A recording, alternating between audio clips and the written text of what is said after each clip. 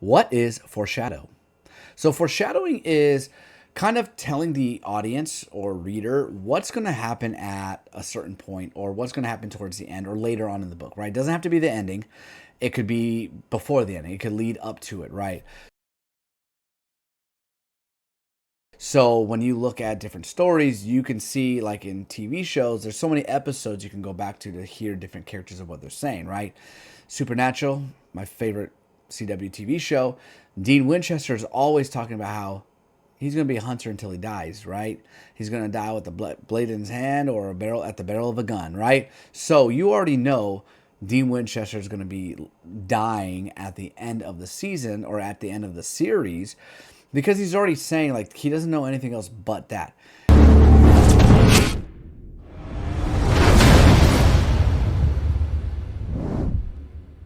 And then you have his brother, Sam Winchester, and he's always wanted to go to college and have a family and be normal.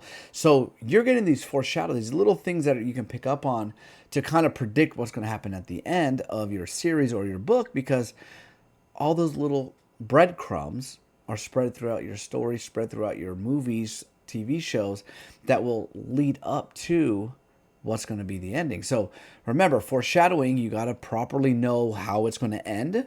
You're going to want to get the breadcrumbs and from start to middle to ending to prove whatever part you want to show. And if you want the audience to be like picking up these little clues here and there, if you properly lay out these breadcrumbs, your audience will find out your ending.